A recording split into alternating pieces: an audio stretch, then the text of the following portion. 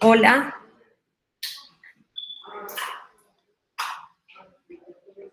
hola, ¿me escuchan? Sí, doctora, sí se le escucha. Bueno, es que yo me tocó con el internet, el celular. A ver si mientras tanto me arreglan el otro internet. Sí. Pues pruébelo aquí a ver, lo que voy usando el del celular. Bueno, ya somos 30, entonces si quieren les voy mostrando la pantalla.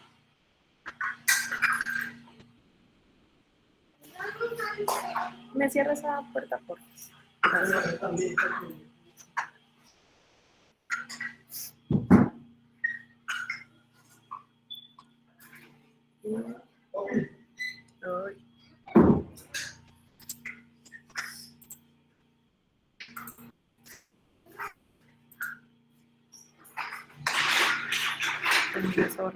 No miren el desorden.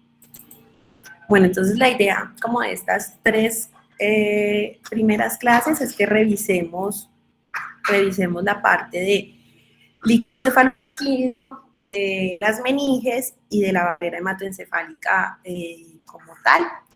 Hay una parte que sé que van a revisar, que viene el cronograma que van a revisar. Si quieres. Pero yo me lo conecta a esto. Cambiarlo. Y que iban a revisar del líquido cefalorraquídeo, que me imagino que es como la parte como más bioquímica y en la que pues no me va a detener inicialmente mucho. Entonces vamos a empezar con las meninges, que es la clase que primero teníamos programada.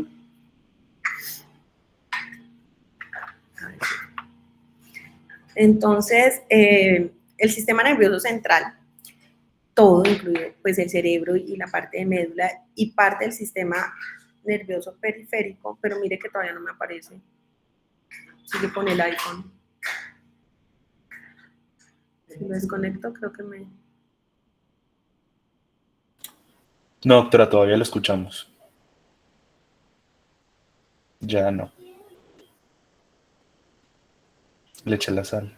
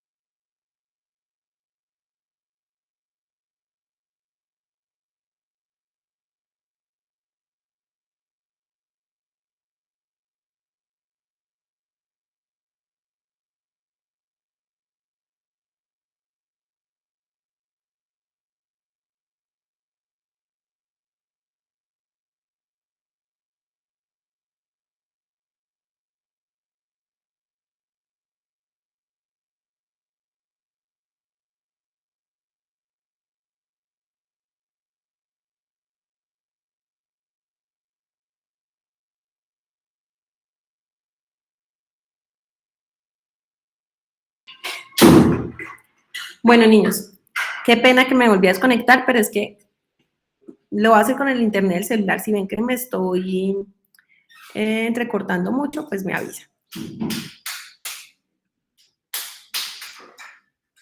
Bueno, doctora, gracias. Entonces, compartir.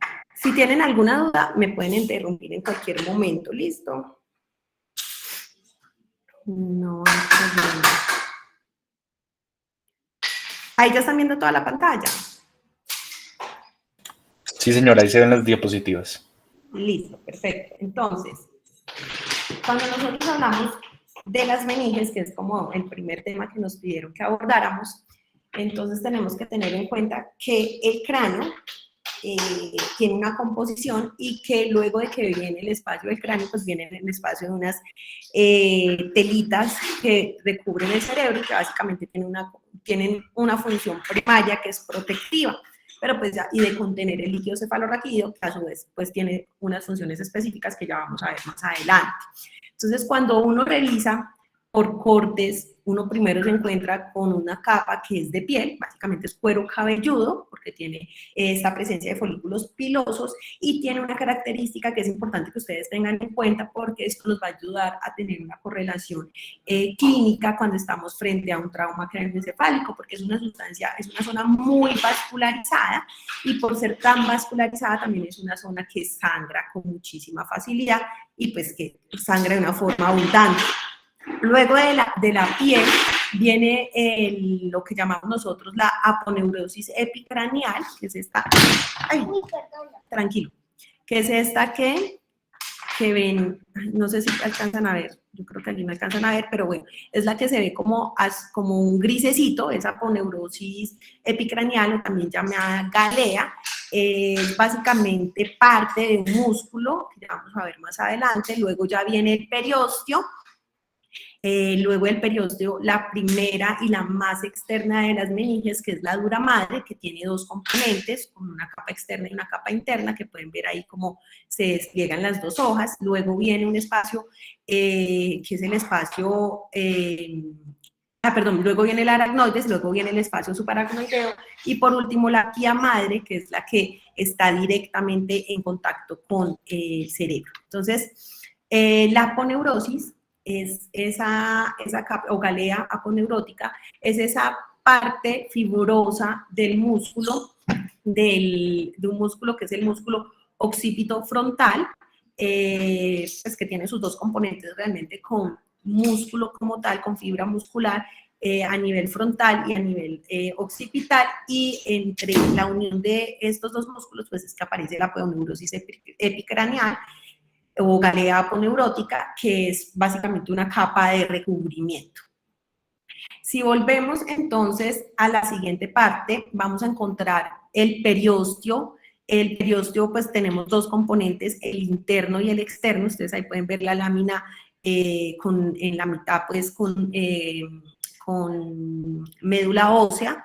Y entre pues estos dos, periósteo y lo que es el espacio subaracnoideo, aparece la dura madre, que es una de las capas más gruesas que hay, básicamente porque está compuesta por dos láminas, la capa externa y la capa interna.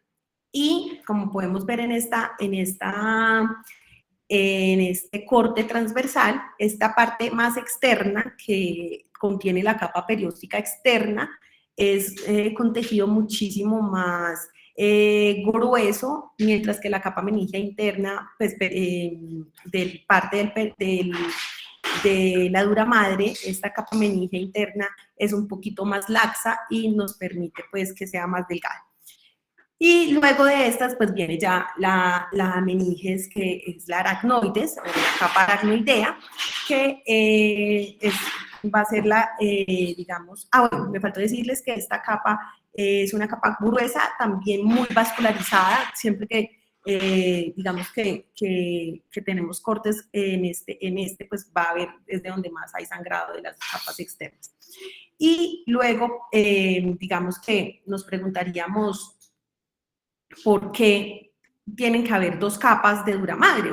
O en qué momento es importante o práctico hacer esta diferenciación, básicamente porque en el espacio donde ellas mantienen juntas, pero en el espacio donde ellas se pueden abrir, se forman lo que denominamos los senos venosos, que son cavidades, que vamos a ver aquí.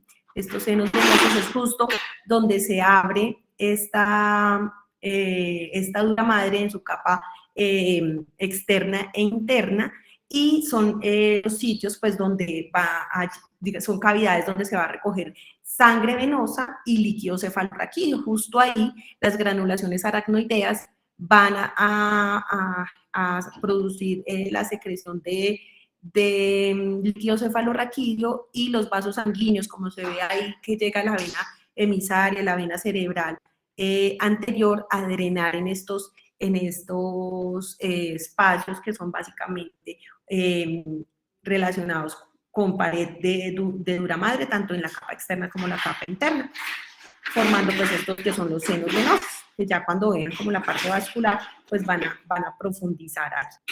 Es importante tener en cuenta que luego de que viene la dura madre, viene el espacio subaracnoideo, y este espacio subaracnoideo es un espacio que es denominado subaracnoideo básicamente porque es en este espacio donde hay muchísimos vasos sanguíneos, que son los que por su organización como con paticas de arañas, por eso se llama aracnoides, esta capa de meninge, van a dar lugar a la producción de líquido cefalorraquídeo, que básicamente es un filtrado de la sangre que no contiene células, por eso pues es un ultrafiltrado que contiene solo proteínas, glucosa y otros elementos específicos de la sangre, pero sin células, sobre todo sin Doctor, células. una pregunta. Dime. O sea, todas esas paticas que le están saliendo, o bueno, o lo que está en el espacio subaracnoideo son vasos sanguíneos. Sí. Ah, Y son vasos ¿y sanguíneos. esos producen? Y ahí justo es donde se ubican esos. ¿Cómo? Y esos producen el líquido cefalorraquídeo. En esas granulaciones, básicamente la organización de esas granulaciones son las que permiten, igual que los plexos coroideos, que de ahí se haga el filtrado para producirle el líquido cefalorraquídeo. Pero donde más se produce el líquido cefalorraquídeo es en el plexo subaracnoideo. Incluso mucho de lo que drena también del líquido cefalorraquídeo, después de que pasa, porque el líquido cefalorraquídeo también va por ahí, es el espacio, este espacio subaracnoideo es por donde va todo el líquido cefalorraquídeo, ese es el que ayuda también a que se elimine el líquido cefalorraquídeo ahí en los senos venosos, ¿sí? Esas granulaciones aracnoideas. Y todos esos son vasitos sanguíneos que van pues formando esa red, todo eso entrelazado, ¿sí? Y ahí también es donde se ubican las hemorragias subaracnoideas. Ustedes pueden ver que con tanto vaso sanguíneo, pues es fácil que sea un espacio de ubicación de sangrados. Cuando ya veamos o vean ustedes a futuro toda la parte de trauma cráneoencefálico, pues van a entender que es una zona muy vascularizada y que pues eso lleva a que sea susceptible de tener sangrados. Entonces es importante como conocer también cómo se da esa irrigación de la dura madre, que les decía hace un rato que ahí era como donde iban muchos de los vasos sanguíneos. ¿Por qué es importante conocerla? Porque en un trauma craneoencefálico estas pueden ser como causantes de otros tipos de sangrados. Es importante tener en cuenta que la que lleva la irrigación es la arteria meningea media, que es una rama de la maxilar, y la maxilar a su vez es rama de la carótida externa. Entonces, para que recuerden siempre que las meninges y en especial pues la dura madre están irrigadas básicamente por las arterias meningeas media, que son rama de la maxilar. Casi siempre en todos los exámenes de neuroanatomía siempre preguntan de quién es rama la arteria meningea media, y sobre todo porque mucha gente se confunde y piensa que la irrigación es directamente, pues, de una forma indirecta llevada por la carótida interna, y no, la parte de duras madre y de las meninges está irrigada por carótida externa y por su rama maxilar, que va de origen a la meningea media, que básicamente se abre en dos como en dos ramas, que es la rama anterior, que ustedes pueden ver ahí justo donde está la flechita que tiene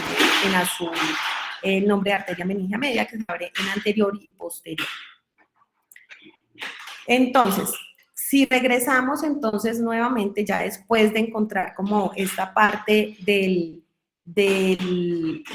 espacio, del aracnoides, el espacio subaracnoideo, pues luego vamos a encontrar a la pía madre, que la pía madre, digamos que es como esa capa más visceral que está justo recubriendo directamente el cerebro.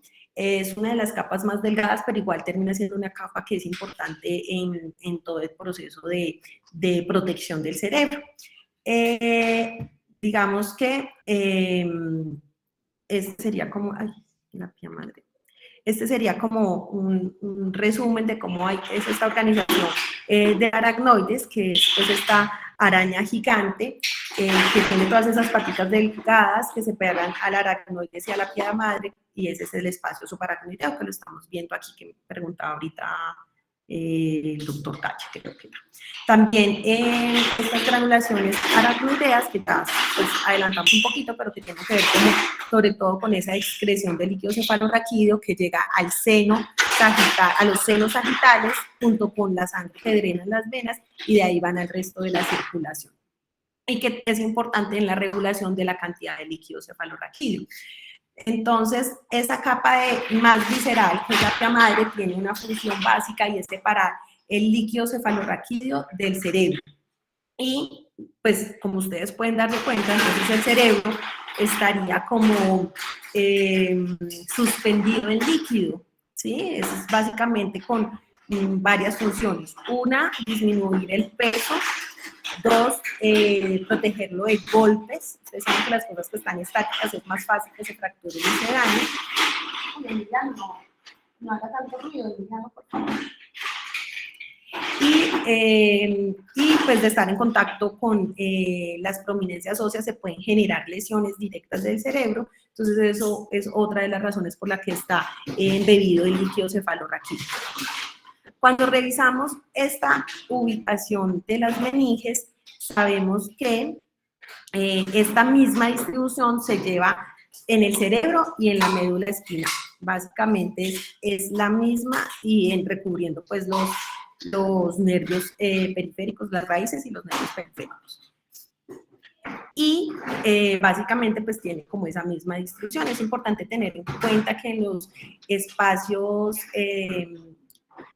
donde vamos a hacer la punción lumbar, que ya les voy a poner un video para que miremos más o menos cómo es una punción lumbar, tiene esta misma ubicación, es decir, eso sí, viene primero el ligamento amarillo, que es el que hace como, le da un poquito de estabilidad en estos espacios intervertebrales, luego viene el espacio epidural, la dura madre, la aracnoides, el espacio subaracnoideo, que es donde pues está el líquido cefalorraquídeo, y la pía madre, que es la que está directamente en contacto con el tejido medular. Es, digamos que importante conocer cómo esta distribución, sobre todo porque, como para dar un adelanto a la parte clínica, depende de dónde se organice pues esta parte del sangrado, pues vamos a decir si es un hematoma de qué tipo, qué podemos esperar o qué evolución o pronóstico tiene. Entonces yo quiero empezar mostrándoles que es un hematoma subgaleal. Los hematomas subgaleales, estos generalmente están entre la galea, o sea, la aponeurosis del músculo orbitofrontal, y el periósteo externo. Estos los llamamos hematomas subgaleales. Los hematomas subgaleales son relativamente frecuentes. Digamos que para nosotros es importante hacer la diferenciación en estos que son superficiales por encima del hueso y de los hematomas que son intracraneales. Este sería uno de los hematomas extra. Y existen, digamos que otros que son el cefalohematoma y el caput succedaneum, y bueno, que ya les había mencionado que es el hematoma subgaleal. Básicamente estas son las tres cosas o los tres tipos de hematomas que están por fuera del cráneo que tenemos que diferenciar, sobre todo cuando estamos hablando de niños que son, de niños pequeños, de recién nacidos. Es muy importante hacer esta diferenciación. Entonces, ¿qué es el caput succedáneo? Entonces, el caput succedáneo es esa acumulación de una sustancia cerosa y de sangre en un espacio entre la piel y la galea o la aponeurosis. Esa es como la ubicación del caput succedáneo. Es básicamente por debajo del cuero cabelludo. Es algo que se presenta muy frecuente en los recién nacidos por temas de presión por el paso del canal del parto. Casi siempre está por debajo bueno, casi siempre está como cercano a las fontanelas, y pues es típico en la mayoría de los partos vaginales de vértice. Todos los que sean partos de vértice, que es un tipo de presentación donde lo primero que se presenta cuando ya está en el momento del parto, pues es el vértice. O sea que la cabeza va un poco más fijada de lo habitual en una presentación normal de un parto. Estos no tienen pues como una predominancia genética, no tienen un patrón genético, pero sí sabemos que son más frecuentes en los sitios donde el trabajo de parto todavía, o en los países donde el trabajo de parto sigue siendo como un factor de riesgo perinatal. Hay ciertas cosas como la macrosomía fetal, el parto prolongado, una desproporción cefalopélvica, la presentación en vértex y un expulsivo que sea prolongado. El expulsivo es como la etapa donde ya está en empujar la mamá para que la presentación salga, y en esta etapa de expulsivo, si dura más de 30 minutos, nosotros lo consideramos prolongada. Entonces, esos tipos de trabajo de parto donde ya esta fase expulsiva es prolongada, se presenta con muchísima frecuencia el caput succedáneo. Y pues la mayoría de los papás consultan o se preocupan por esto. Algo que le ayuda a diferenciar esto de otro tipo de hemorragia subgaleal, incluso del cefalohematoma, porque de los tres es el más blandito. Uno lo toca y casi el dedo se queda marcado, bien marcado. Y la hemorragia subgaleal, que esta sí es por debajo de la aponeurosis de este músculo orbitofrontal, y esta pues generalmente tiene más contenido de sangre. Hay algo que le ayuda a uno como a diferenciarlo del que es el cefalohematoma, es que el cefalohematoma no sobrepasa las líneas de las suturas. Como ustedes pueden ver, en la hemorragia subgaleal, que es la de la mitad, está comprometiendo el hueso parietal derecho, el parietal izquierdo y la sutura, mientras que el cefalohematoma como que se confina a un solo hueso. Esto tiene que ver porque, digamos que habíamos hablado que el periósteo tenía como dos capas, una de esas era la que se podía dividir en dos. Entonces cuando compromete cuando está incluido en el periósteo, pues vamos a ver que se queda confinado a un solo hueso. Si no está comprometido esa parte del periósteo, si no incluye el periósteo, pues la hemorragia es un poquito más expandida, y eso nos ayuda a diferenciar la hemorragia subgaleal con el cefalohematoma. Esas serían como las hemorragias externas y como su posible ubicación. En cuanto a las hemorragias internas o pues intracraneales como tal, casi siempre pues tenemos la ubicación de digamos, de los hematomas subdurales. Estos hematomas subdurales y los epidurales, dependiendo si están por debajo, como en esta figura, la dura madre está de color amarilla. En la derecha van a ver un ejemplo de un hematoma epidural que por su, digamos, organización tiende a tener una forma de un espejo biconvexo, y este espejo biconvexo pues generalmente está relacionado con hematomas que son de tipo arterial. Y ahí pues es sobre todo a nivel de fracturas del temporal, donde se compromete alguna de las ramas de la arteria meningia media.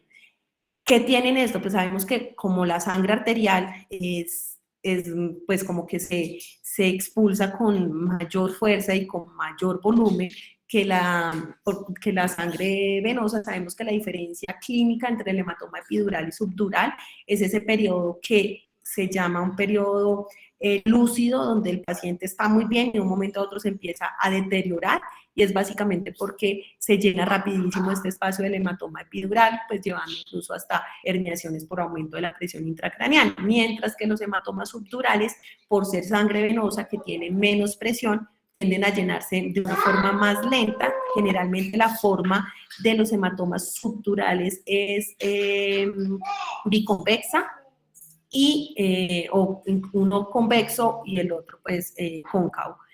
Bicóncava, perdón, y el del epidural biconvexa. Entonces, esos básicamente en imágenes se pueden diferenciar muy fácil y clínicamente por el tiempo de evolución. Entonces, esta es una imagen, cómo se vería en una resonancia y en una tomografía, porque también se ven muy igual en las dos, las imágenes de un hematoma epidural y uno subdural. Entonces, esta es una que nos muestra un hematoma epidural en el lado derecho, que sí podemos ver esa forma cóncava, convexa, perdón, ya estoy biconvexa, esa forma convexa en el lado derecho, mientras que el subdural nos va a mostrar como la media luna, que es como característica en imágenes de eso. Tiende a producir más síntomas y más, digamos, más severos el hematoma epidural. Todo lo que esté por dentro, los sangrados que estén por dentro de la pía madre, a esos los llamamos intraparenquimatosos, como el que hay un ejemplo en ese.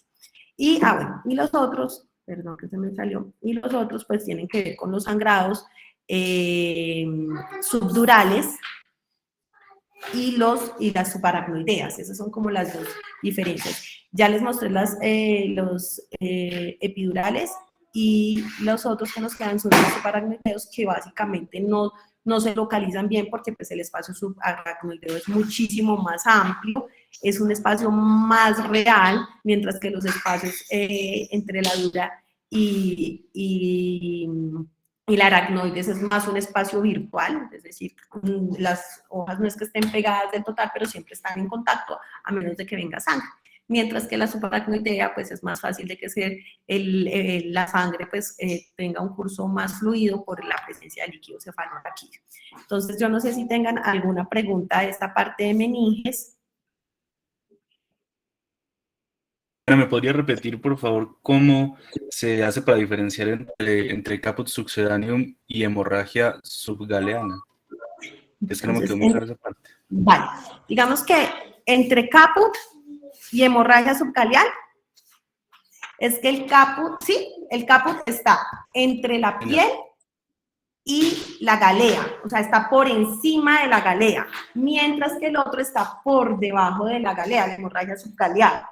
Clínicamente se diferencian básicamente es porque cuando tú tocas el caput succedaneum es súper blandito, como tiene más material ceroso, es casi te queda hundido el dedo clínicamente, mientras que la hemorragia subgaleal pues está un poquito más a presión y más llenita, no te queda hundido el dedo.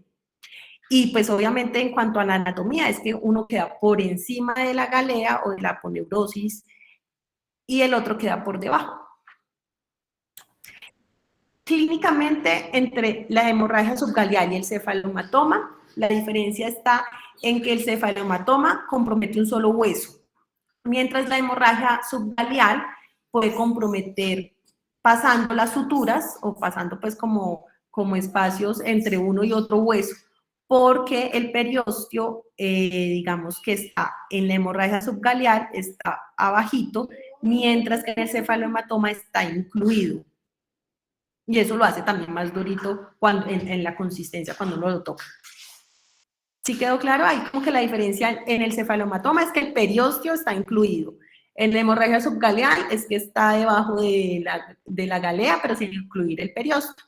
Y el caput succedaneum está entre la piel y la galea. Como que si lo ves en orden, Arriba estaría el caput sucedáneo, más superficial, luego vendría la hemorragia subgaleal y luego el cefalohematoma, porque va comprometiendo una de las pieles de la parte externa antes de llegar como al hueso. Gracias, ¿Sí? doctora. ¿Sí te quedó claro? O? Sí, sí, señora. Vale. ¿Alguna otra pregunta?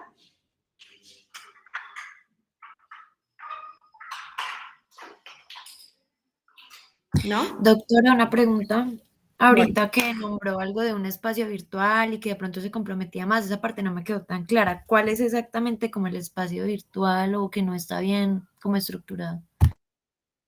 digamos que la unión entre, te pongo aquí, digamos que la unión entre la dura madre, perdón, y la aracnoide está, digamos que ellas no es que estén pegadas, sino que están, no están pegadas, pues que no se puedan separar o que haya que hacer fuerza para separarlas, sino que están muy juntas.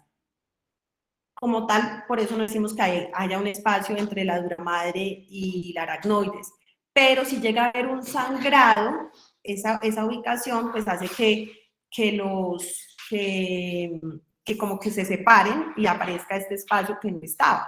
¿Sí? Por eso lo llamamos como un espacio virtual. El espacio que hay entre la dura madre y la aracnoides. O sea, ese espacio está ahí, ¿sí? Pero como están tan adosadas, pues no adosadas, porque no están pegadas, pero tan juntas la dura madre con la aracnoides, es como si no existiera. Normalmente ahí no hay ningún tipo de movimiento de líquido ni de nada, ¿cierto? Como de líquidos extracelulares ni nada. Mientras que entre la aracnoides y la pía madre sí hay un espacio real que está siempre todo el tiempo abierto y es por donde va fluyendo el líquido cefalorraquídeo.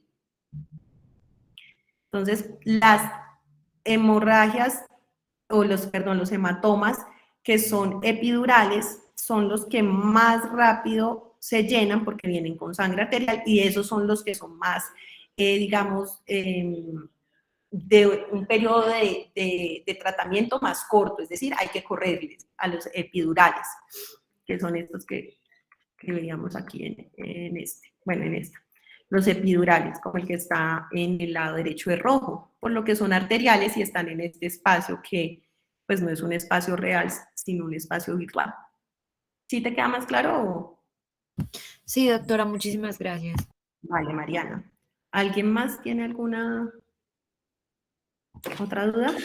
Doctora, qué pena, otra vez ahora que nos Sí. menciona la hemorragia epidural, cuando nos hablaba del periodo de lucidez, creo que se llamaba, Sí, nosotros lo conocemos como la un pérdida de periodo la conciencia en la hemorragia epidural, entonces es más súbita.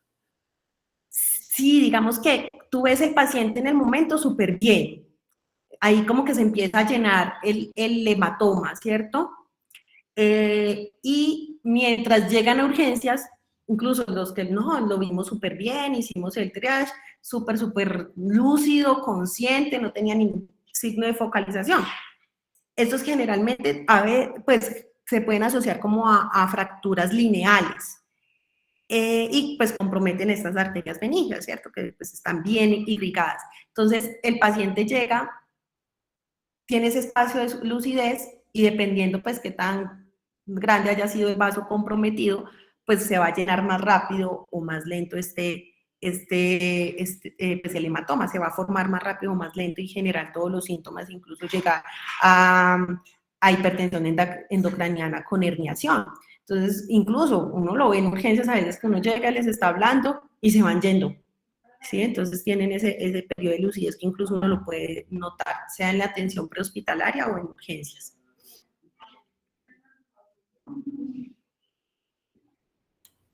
Gracias, doctora.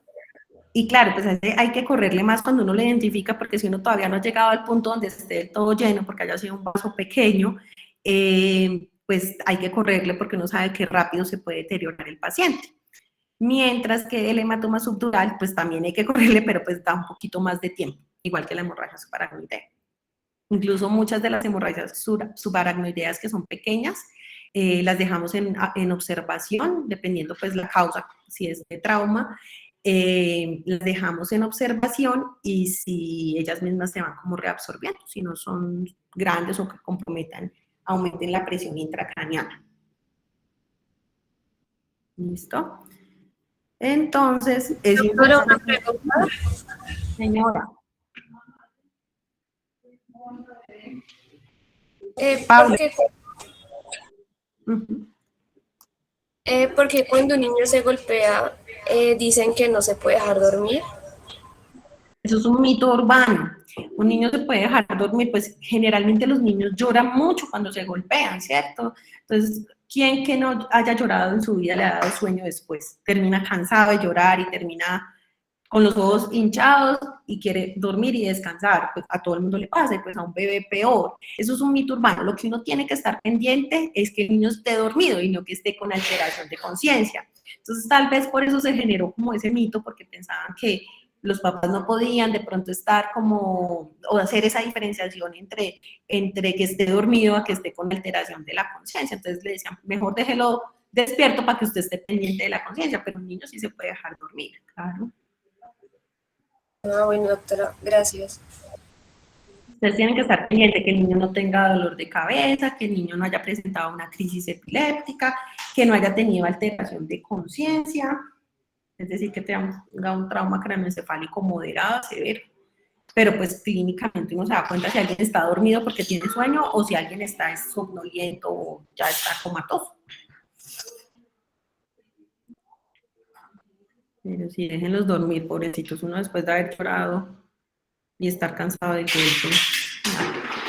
Luego se ponen irritables y llegan a urgencias irritables y uno ya no sabe si está irritable porque es una alteración de conciencia o si está irritable porque tiene sueño o porque no lo han dejado dormir.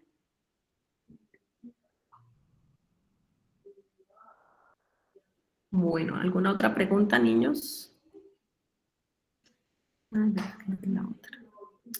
Un segundito, entonces yo abro la otra.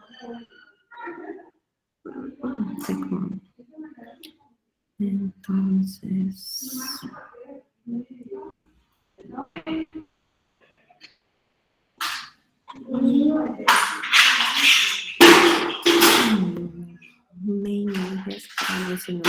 sistema ventricular.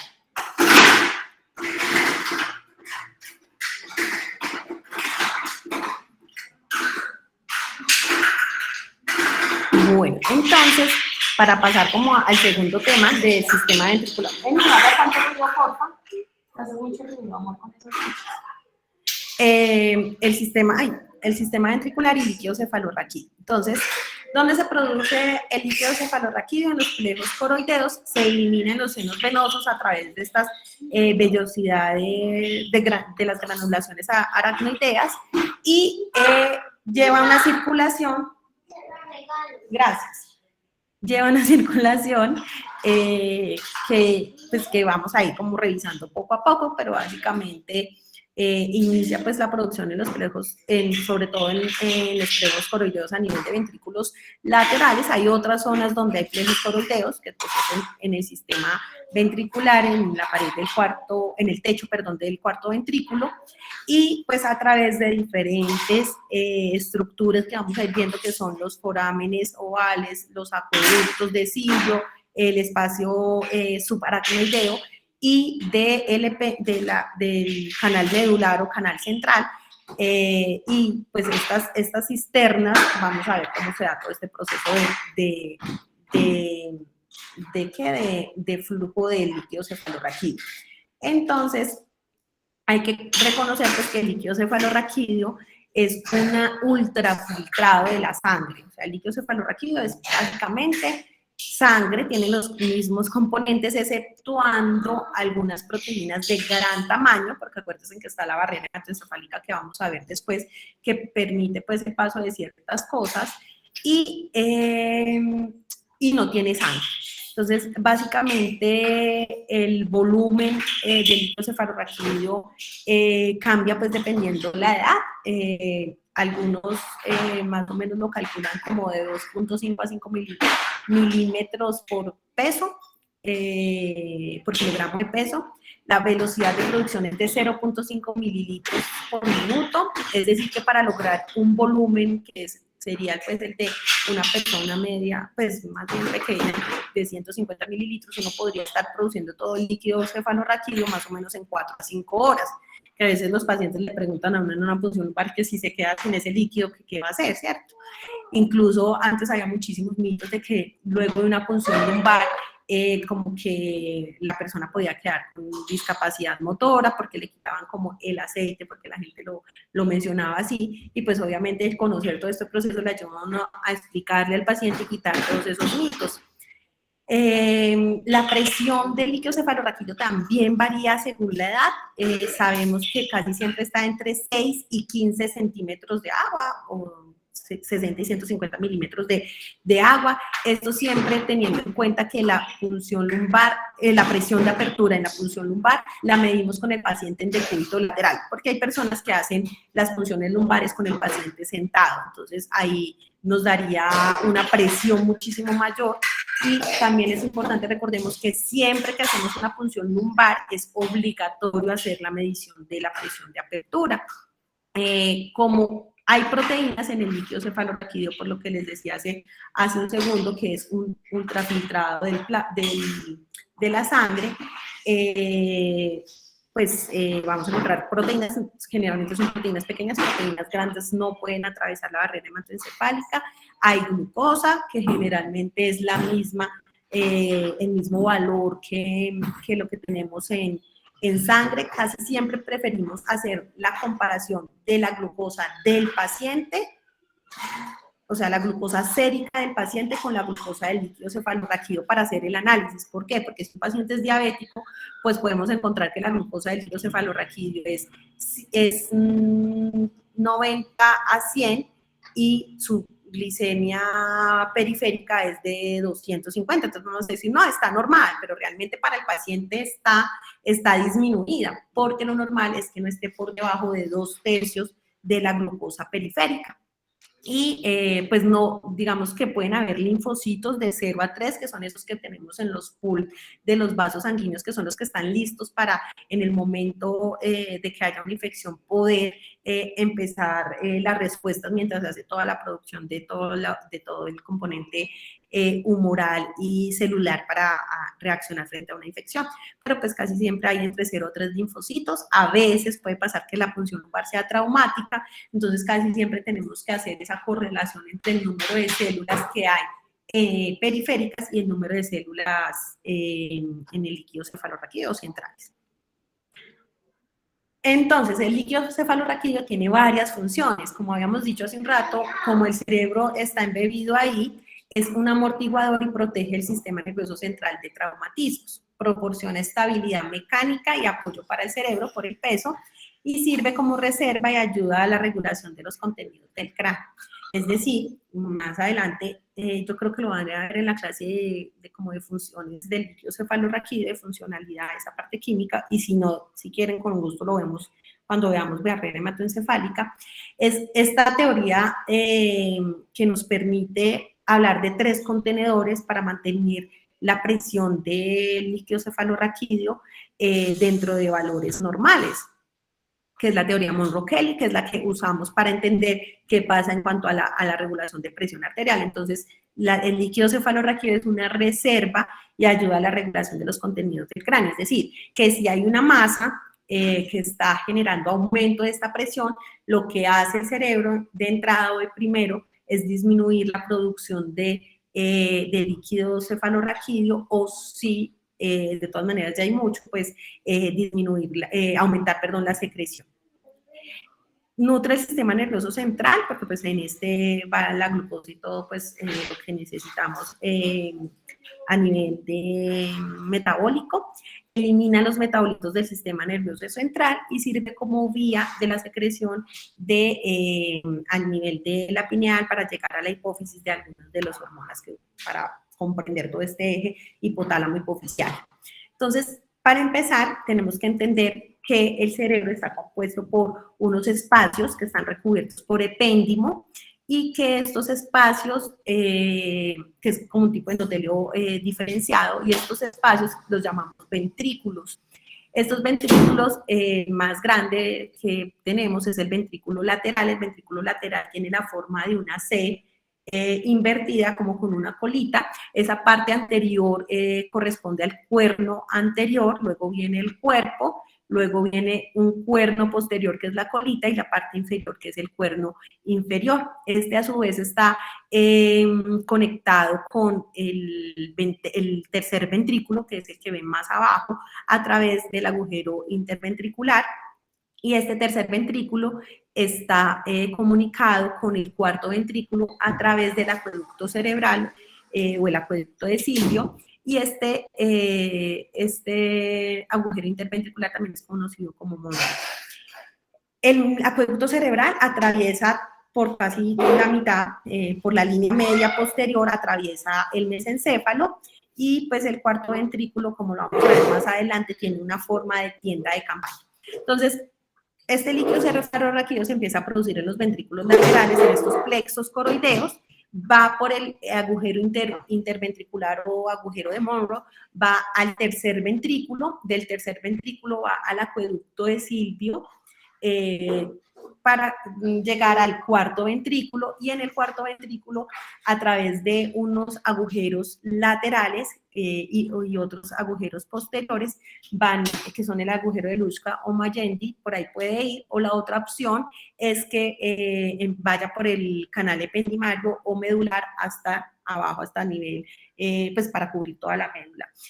Cuando va por los agujeros de Luschka y Magendie, en este llegaría directamente al espacio aracnoideo. Este es como para recordar esta anatomía a nivel ventricular del cuarto ventrículo, que tiene una forma de una tienda de campaña, en donde pues es como si la tienda de campaña estuviera, bueno, es como si la tienda de campaña estuviera invertida, y lo que ustedes ven como si fuera el piso o el suelo de la tienda de campaña vendría a ser la pared anterior de esta tienda de campaña, de este cuarto ventrículo, que estaría pues, al lado del puente. Y el techo, que corresponde al velo medular superior y al velo medular inferior, donde también ahí podemos ver en este techo, podemos ver también plexo coroideo, que contribuye a la formación de líquido cefalorraquídeo. Ustedes, digamos que ahí cerca, como en la parte de abajito del número 1, pueden ver en esta tienda de campaña estos agujeros laterales, son 2 agujeros laterales y 2 posteriores, que son los de Luschka y Magendie, que en este se ve muchísimo mejor. Aquí está llamado como lateral aperture, y la mediana, pues que corresponde a los agujeros de Luschka y Magendie. Entonces, como les decía, parte de este líquido puede ir para terminar en todo lo que es el espacio subaracnoideo, o puede bajar por el canal medular. Al final igual todo baja y todo va a terminar en espacio subaracnoideo. Y pues en este espacio subaracnoideo hay unos, digamos, como unos contenedores de mayor tamaño, que nosotros conocemos como las cisternas cerebelosas, pero que hacen parte pues, de este mismo espacio subaracnoideo, en el que pueden ver una inicial, que es la cisterna cerebelomedular, o mejor conocida o más conocida como la cisterna magna.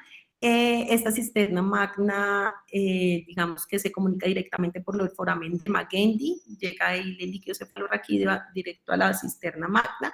Hay variantes de la normalidad, donde las personas tienen una cisterna magna que es más grande, que lo denominamos megacisterna magna, pero puede ser como una variante de la normalidad. Como pueden ver en el izquierdo, que tiene un tamaño más pequeño la cisterna, que está señalada con la flecha roja, y en el derecho la cisterna es muchísimo más grande.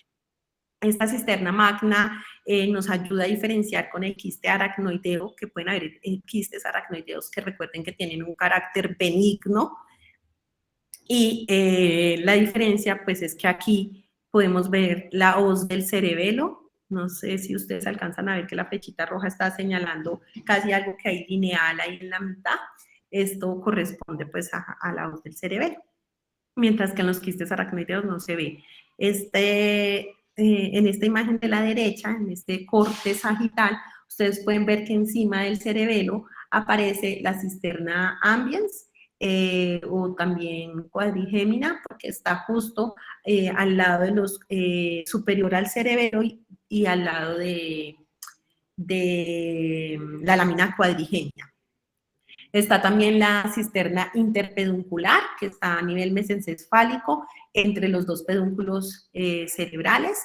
Y pues por ahí sí es importante tener en cuenta que es el paso de las arterias basilar, de las cerebrales posteriores y cerebrosas superiores. Y también pasa el tercer par craneano. Entonces, este es como el recorrido en cuanto a las cisternas que hay. Hay también una cisterna que es la quiasmática. Está también la cisterna supracelar, que tiene que ver con este espacio en la silla turca superior a la pineal, y pues que permite esta comunicación de la pineal con la hipófisis, y pues las otras cisternas que les mencionaba hace un ratico. Hay una cisterna que es medular también, que la pueden ver de color moradito, que está adelante de la médula oblonga. Y también es importante conocer todo esto, sobre todo para determinar algunas alteraciones congénitas, digamos que son de tipo pues malformativo o disruptivo. Entonces, o que hubo algo que dañó y de forma secundaria alteró el resto de cosas. Entonces, o genético también. Esta imagen es de un niño de 19 meses que tiene un síndrome de Andy Walker. El síndrome de Andy Walker se caracteriza porque tiene un quiste gigante en el cuarto ventrículo. Ustedes pueden ver ese cuarto ventrículo como se ve grandote, como si el techo estuviera alejado del suelo de esa tienda de campaña. Y vemos un quiste, vemos también un quiste en fosa posterior con una tendencia a la megacisterna magna, como pueden ver ahí. Y eso pues es característico del síndrome de Andy Walker. Hay una cosa que se puede ver aquí, y es el caun septum vergae. El caun septum vergae es normal en los bebés cuando se están formando. Dime. Que para interrumpirla, ¿será que usted nos puede ir señalando en las imágenes lo que nos va explicando? ¿Sabes qué pasa? Que no me deja señalar. Entonces, más bien lo que voy a hacer, no me dejó claro. Entonces, más bien lo pongo aquí. ¿Listo? Espérame, lo ponemos más grande, solo la diapositiva.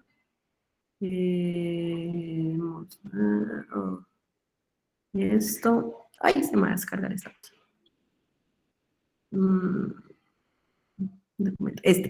Entonces, mira, esto que ven aquí, ven como grande esta cisterna magna, ¿sí?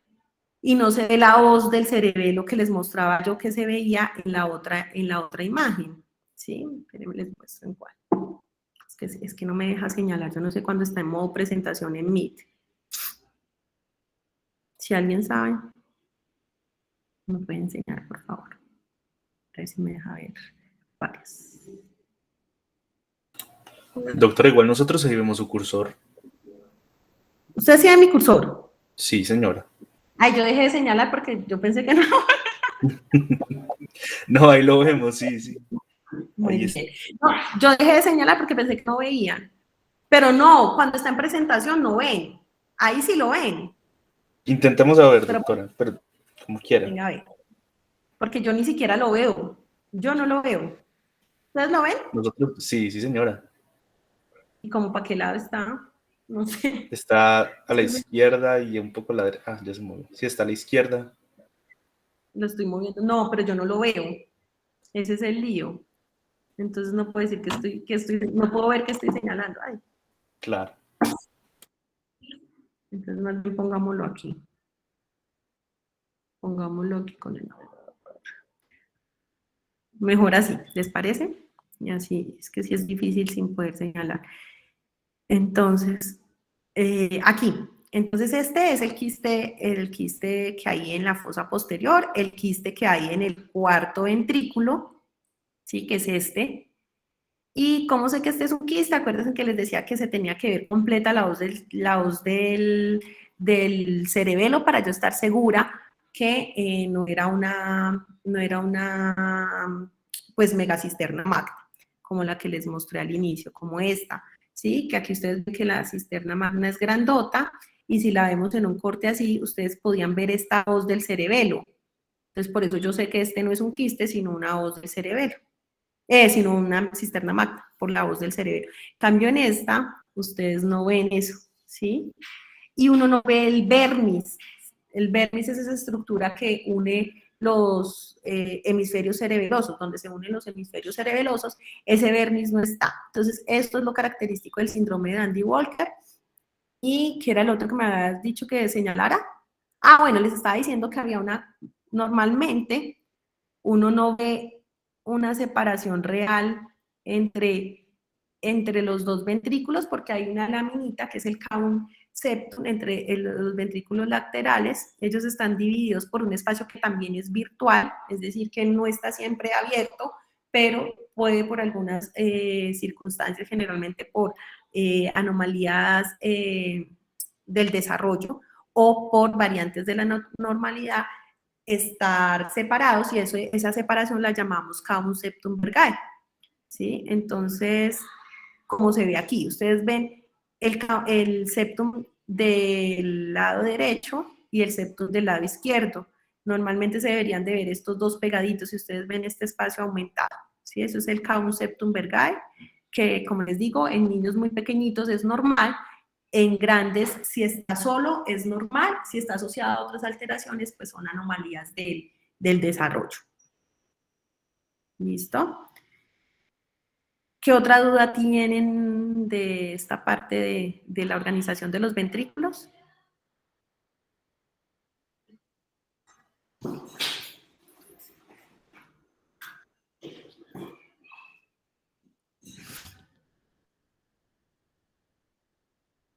¿Ninguna? Por mi parte no, doctora. Bueno, entonces, tendríamos pendiente lo de revisar de barrera hematoencefálica para la próxima clase, ¿listo?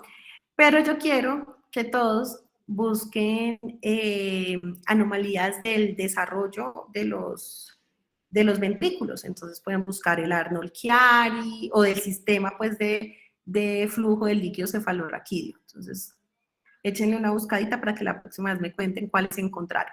¿Listo? Doctora, ¿de qué bibliografía podemos utilizar para revisar estos temas? Bueno, hay casi siempre uno lo encuentra muy bonito en las neuroradiologías. Yo siempre he pensado que si uno quiere aprender neuroanatomía, la mejor forma es a través de la neuroradiología. Pues si uno quiere aprender neuroanatomía estructural. Entonces ustedes pueden, si quieren, yo les comparto un libro de neuroradiología y buscar ahí siempre hay un capítulo de las malformaciones de toda esta parte del sistema ventricular.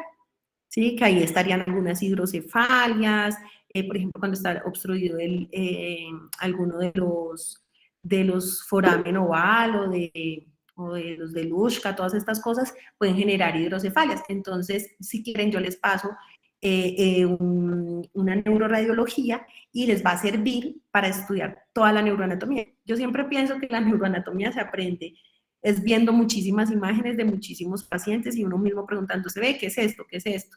Porque es la forma real como podemos ver el cerebro. Nosotros no tenemos otra forma de ver el cerebro a menos de que seamos neurocirujanos. Y eso que no lo podemos ver completo, el resto nos toca con puras cosas esquemáticas, pero hoy en día con las imágenes es muy fácil de llevar esa correlación clínica y aprender como de una vez. Yo sé que están en el semestre de neuroanatomía, pero cositas como de clínica, que eso le ayudan a uno a no olvidarse de por qué tiene que aprenderse la neuroanatomía. Ah, yo les mando las diapositivas también, entonces mañana les mando todo, ¿listo? Muchas Igual gracias. le echan una revisadita y si tienen alguna duda, me vuelven a preguntar la próxima vez que vamos a revisar lo de barrera hematoencefálica. ¿Listo, niños? Listo, doctora, muchas gracias. Bueno, me alegra Gracias, haber doctora. cumplido hoy la cita y disculpen los cambios de horario. Chao. Gracias, doctora. Hasta Gracias, luego. doctora. Hasta luego. Feliz tarde. Adiós. Descansen porque hay que dormir bien para aprender. Y hay que descansar o si no, uno no aprende. Chao.